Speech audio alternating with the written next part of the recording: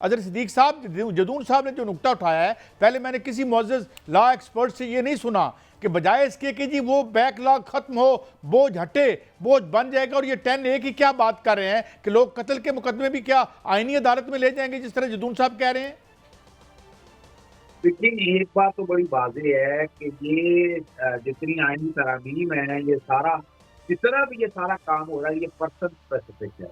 या तो chief justice काजी फाइज़ साहब या जस्टिस अमीनुद्दीन साहब के हवाले से कि एक देखिए सारे सिस्टम की प्रोटेक्शन क्या है, 3 एक्सटेंशन बड़ी अहम।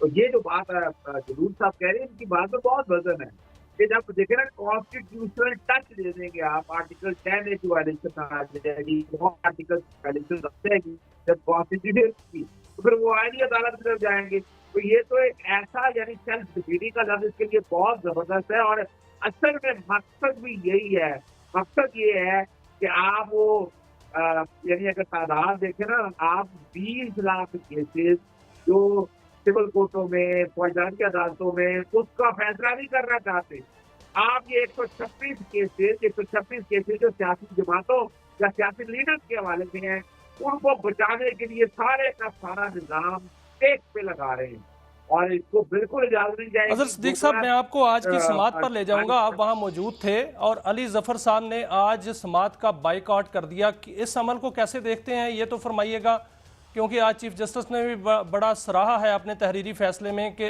अली जफर साहब ने बाइकआउट करने के बाद मुवक्किल के कहने के बावजूद अदालती मावन बने। तो इसको किस नज़र से देखते हैं सर? उनको क्या बाइकआउट करना चाहिए था और बाद में क्या उनको अदालती मावन बनना चाहिए था? बिल्कुल नहीं बनना चाहिए था। अली जफर साहब की ये बहुत बड़ी गलती है।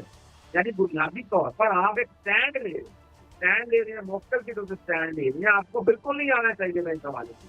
और आपने लेजिटिमेट दे दिया एक तरह से उनको। बातें तो यही होगी कि सेनेटर पाकिस्तान तहरीक इंसाफ, अगर आप खाली वकील होते तो बात और थी, क्योंकि आपका एक सियासी ताल्लुक है। और जिस तरह के वो आर्गूमेंट दिए, मैं उनके आर्गूमेंट से भी इत्तेफाक नहीं करता। यानी जो असल बात समझने वाली है, एक बेसिक कॉन्सेप्ट है हमारा। और मैं आपके साथ जाने से पहले बताना चलूं, कमाल की बात यह है कि ये वाहिद शायद नजरसानी होगी जिसमें नोटिस नहीं दिए गए, और इसमें 13 लोग थे। वफाक, PTI, supreme court bar, Pakistan peoples party, Jamiat Ulama इस्लाम, कोई नहीं आई इसमें, PMLN, BNP, national assembly, PML-Q, जिसको मैं रिप्रेजेंट कर रहा था, बलूचिस्तान। सिद्दीक साहब, मैं थोड़ी देर के लिए रोकता हूं क्योंकि जदून साहब ने कहीं पहुंचना है, तो मैं एक कमेंट उनसे ले लूं। जदून साहब, मैं चाहूंगा थोड़ी सी वजाहत आप मजीद कर दें कि आप क्या समझते हैं कि एक रेजिस्टेंस बार काउंसिल्स की तरफ से या लीडरशिप की तरफ से आएगी, जो वकला की लीडरशिप है, और वो रेजिस्टेंस का क्या नतीजा पॉसिबल निकल सकता है? क्योंकि अब तो ये रिव्यू था, कानून तो ये बन गया। जदून साहब, ये देखें, ये कानून बने या ना बने, ये डिफेक्शन को कभी भी ये कानून नहीं रोक सकता। 63 है, मैंने आपको एग्जांपल दे दिए, बेशुमार एग्जांपल हैं, आप शुरू से ले लें। इस पाकिस्तान के अंदर बहुत ज़्यादा डिफेक्शन हुई है। बेनज़ीर के खिलाफ नो कॉन्फिडेंस देखें, नो कॉन्फिडेंस प्राइम मिनिस्टर के खिलाफ ये पहली दफ़ा हमने देखा ये कामयाब हुई है। कभी भी पाकिस्तान की हिस्ट्री में प्राइम मिनिस्टर के खिलाफ नो कॉन्फिडेंस कामयाब नहीं होती, वो भी जिन्होंने कराई है वो आपको पता है। अब इसमें देखें ना, जो वकला हैं वो ज़रूर निकलेंगे और इस बात पे निकलेंगे। देख, वकला का कोई इसमें पॉलिटिकली गेन नहीं है, ना ही उनकी कोई पॉलिटिकल पार्टी है, या पॉलिटिकल पार्टी के साथ अगर एफिलेशन भी रखते हैं तो उस एफिलेशन से अबव हो के उनको सिर्फ आइन और कानून के मुताबिक और आइन और कानून को बचाने के लिए निकलना चाहिए। इसके देखिए सामने चीज़ें नज़र आ रही हैं कि आपने एक पूरा प्लान ए प्लान बी बनाया हुआ है कि ये नहीं होगा तो ये करेंगे, फिर ये नहीं होगा तो ये करेंगे। अब देखिए, गवर्नमेंट को पहले इस इमरान खान की जब गवर्नमेंट की सारे डर रहे थे जी कि इसने 10 ईयर का प्लान बनाया हुआ है, ये नहीं देखते कि ऊपर एक अल्लाह का भी प्लान होता है। अब ये डर रहे हैं जी कि मंसूर शाह साहब आ जाएंगे तो हो सकता है गवर्नमेंट खत्म हो जाएगी। ये कतन नहीं होगा, ये कतन नहीं होगा। देखिए, अगर गवर्नमेंट सही चलती है, उसकी इकोनॉमिक पॉलिसी ठीक है, वो लोगों के अंदर मतलब एक चीज़ पैदा करती है, तो ये नहीं होता कि गवर्नमेंट एकदम खत्म हो जाए या कोई एक जज के आने से या किसी बंदे के आने से गवर्नमेंट खत्म हो जाएगी। आपको अपने आप पे भरोसा होना चाहिए। आप अल्लाह पे तवक्कुल करें कि गवर्नमेंट जो है ना, जब तक अल्लाह ताला ने आपको बचाए रखना है, आप बचे रहेंगे, आप काम ठीक करेंगे तो आपकी गवर्नमेंट चलेगी। ये नहीं है कि जी आप काजी भाई सर रिटायर हो जाएंगे तो पीछे से गवर्नमेंट ही कोलैप्स कर जाएगी। अगर ये लोग ये सोच रहे हैं, इस सोच के तहत कोई काम कर रहे हैं, तो वो सोच भी खत्म हो जाएगी और वो काम भी नहीं होगा। और आखिरकार फिर ये निज़ाम जो है, आपने देखा है मार्शल लॉ के अंदर, परवेज़ मुशर्रफ के अंदर क्या क्या नहीं हुआ, किन किन लोगों ने क्या क्या काम नहीं किए।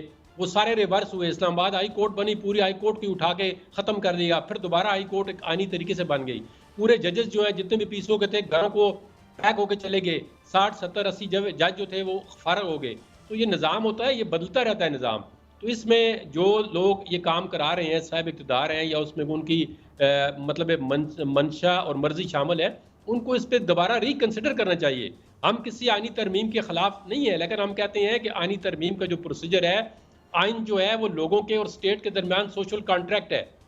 अगर आप उस कॉन्ट्रैक्ट को फंडामेंटली चेंज करना चाहते हैं, जो आप नहीं कर सकते, तो उस जो भी आप तरमीम लाना चाहते हैं वो लोगों को पता हो। अभी देखें ना, दूसरा अगर कोई मसवदा आता है, अभी तक बहुत तो शुक्रिया अपना जदून साहब, आपने हमें ज़्यादा वक्त ले लिया, हमने आपसे आपने कई 12 मिनट पे जाना था। मगर अजहर सिद्दीक साहब, मैं अब आपकी तरफ आता हूँ। आपने सुनी जदून साहब की बात भी, और जो वो एक मुजव्विज़ा या कह लें एक पोटेंशियल रेजिस्टेंस की भी वो बात कर रहे हैं। तो क्या ये इश्यूज सेटल करने की बजाय मैं पॉलिटिकली फैसला भले जितना अच्छा हो, कानून के मुताबिक हो, मैं पॉलिटिकल इम्प्लिकेशंस की बात कर रहा हूं, तो क्या ये चीज़ों को सेटल करेगा या और कन्फ्यूजन या खुदा न खास्ता एक इंतशार पैदा होगा? देखिए, एक बात तो बड़ी बात है, इस मुल्क में कॉन्स्टिट्यूशन क्राइसिस पैदा हो चुका है और वो रहेगा। लेकिन मैं भाई साहब आपकी इजाजत से 3 चीजें, जस्टिस काजी फैसला का दौर इतना कंट्रोवर्शियल रहा है, पिछले 1.5 सालों के अंदर 90 दिन के अंदर इलेक्शन होने से नहीं हुए। 57 में तरमीम की और वो जब सुप्रीम कोर्ट के सामने और वो अनकॉन्स्टिट्यूशनल है, नहीं वायरस चैलेंज नहीं हुई। ताहियात न्यायालय वाला 225 सेक्शन है, उन्होंने कहा ये भी सामने नहीं आया। Section 215 taking away symbol banning of party सामने आया, उन्होंने कहा इसकी भी वायरस नहीं चैलेंज की। यानी हमारी सुप्रीम कोर्ट ने एक खास पॉइंट सेट के साथ आंखें बंद रखी है। तो ये, और मैं बताना चलूं आपके सामने, सिद्दीक साहब, आपने आर्टिकल 63A की मुखालफत की फैसले की और कहा कि ये फैसला गलत है, लेकिन हो सकता है कल जो आईनी तरमीम हो और उसमें फ्लोर क्रॉसिंग जो है वो दूसरी पार्टियों की तरफ से हो जाए और वो इसके खिलाफ वोट दे दें, तो फिर तो तहरीक इंसाफ को इसका फायदा होगा। तो क्या इसका फायदा तहरीक इंसाफ को भी तो पहुंच सकता है सर? नहीं, बिल्कुल नहीं पहुंच सकता। मैं बताना चलूं, देखिए इसमें बड़ी हमारी, और मैं चूंकि मैंने जब बहस की थी तो जुल्फिकार अली भुट्टो साहब के दौर में 10 साल तहरीक अदम एतमाद नहीं आने दी थी।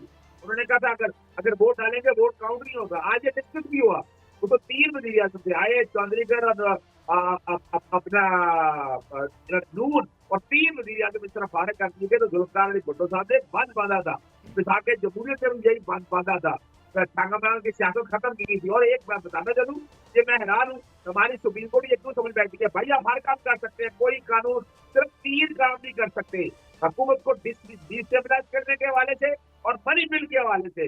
अगर आप ये करेंगे, खिलाफ चलेंगे, तो आपको पता होगा आपका वोट भी काउंट नहीं होगा और आप डिस्क्वालिफाई। और इसकी मिसाल बड़ी सीधी दी है, fruit of a poisonous tree की मिसाल तो दी थी, जिसके बाद ये पॉइंट टर्न हुआ था।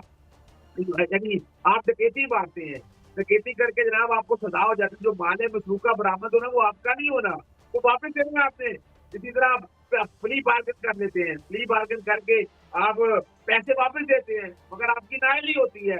तो ये सुप्रीम कोर्ट की प्रॉपर सिस्टम सुप्रीम कोर्ट ने खुद ली, और इसमें इतने फ्लॉज है कि इन्होंने नोटिस नहीं किया। नजरसानी पे टाइम बाद अजहर सिद्दीक साहब, एहतजाज हो रहा है इस्लामाबाद में, ये तो फैसला आ गया, अब क्या एहतजाज कल का हो रहा है और आप उसमें शरीक होंगे, वकला शरीक होंगे कल? जी बिल्कुल, भरपूर एहतजाज होगा। सिर्फ यही बात नहीं है कि ये मामला इतनी आसानी से खत्म नहीं होगा। और जहां तक तरमीम की बातें, मैं आपके सामने 3-4 चीजें रख देता हूँ। 54 तरामीम में से सारी की सारी तरामीम पर्सन स्पेसिफिक है, आम आदमी के लिए कोई फायदा नहीं है। पार्टी पर बैन करने के हवाले से जो चाह रहे हैं कि वो भी फेडरल काउंसिल कोर्ट करेगी। आप चाहते हैं कि एक फेडरल काउंसिल कोर्ट बनाकर जस्टिस काजी फैसला को ले जाएगा, जस्टिस काजी फैसला और जस्टिस अमीरुद्दीन खान साहब इसके पर्सनल बेनिफिशियरी हैं। और बाकी जितने भी तरामीम है, हमने एक तरामीम देखी, हमने तरामीम को मौलाना फजल कमाल से डिस्कस किया, हम